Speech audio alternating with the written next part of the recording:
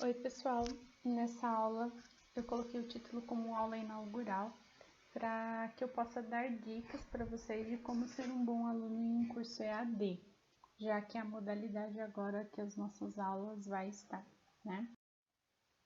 Coloquei aqui dicas para ser um bom aluno de curso EAD. Estabeleça um cronograma de estudos. Algumas plataformas de ensino, o exemplo Teams, que é o que nós vamos utilizar, existe já um calendário lá, a opção de calendário, para que você possa abrir o calendário e ver aquilo que você tem programado já no seu cronograma.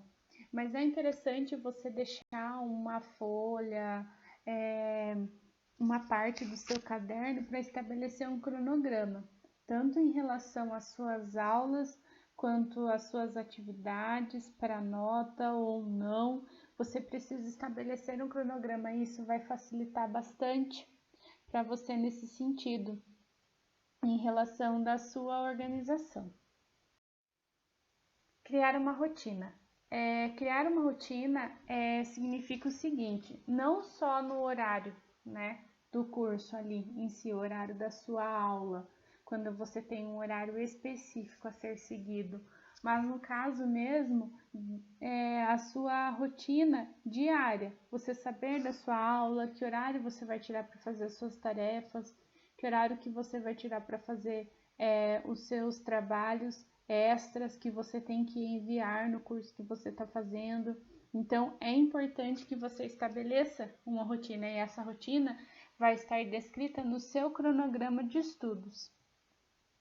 Isso facilita para que você possa se organizar, inclusive psicologicamente para isso. Não somente a questão operacional das atividades, mas para que você possa ter também essa saúde mental, porque o curso EAD, na modalidade EAD, ele é cansativo às vezes mentalmente, porque você não tem aquela rotina presencial dos colegas, você não tem aquela rotina ali da sala de aula, da convivência do intervalo, ele é muito diferente nesse sentido. Então, você criar uma rotina sua, você com você mesmo, vai facilitar na hora das suas atividades e que você se sinta mais presente no curso. Seja organizado. A organização ela tem uma ligação direta com o primeiro e o segundo item. A partir do momento que você for organizado, você vai estabelecer um cronograma de estudos. Se você criou uma rotina, você também é organizado.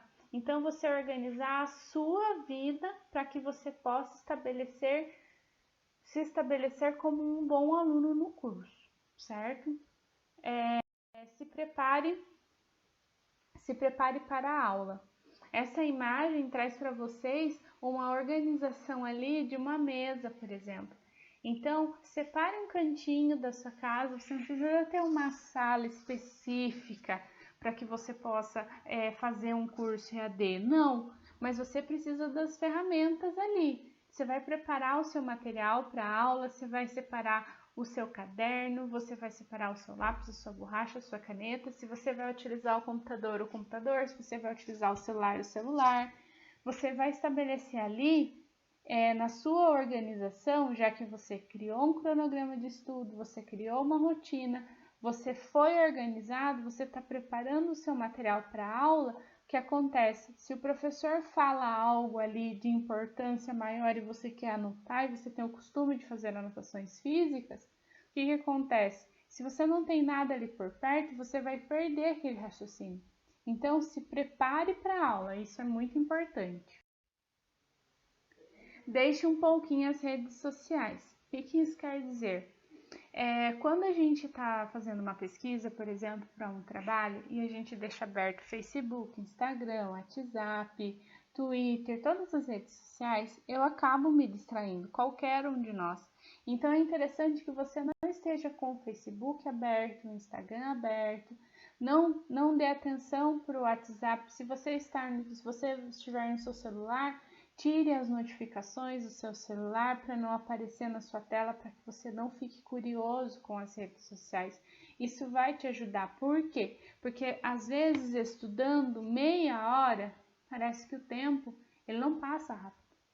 Mas quando eu estou numa rede social, o tempo passa voando muitas vezes. Então, tomar esse cuidado. Deixe só um pouquinho as redes sociais nesses momentos para que você possa se concentrar com o seu estudo.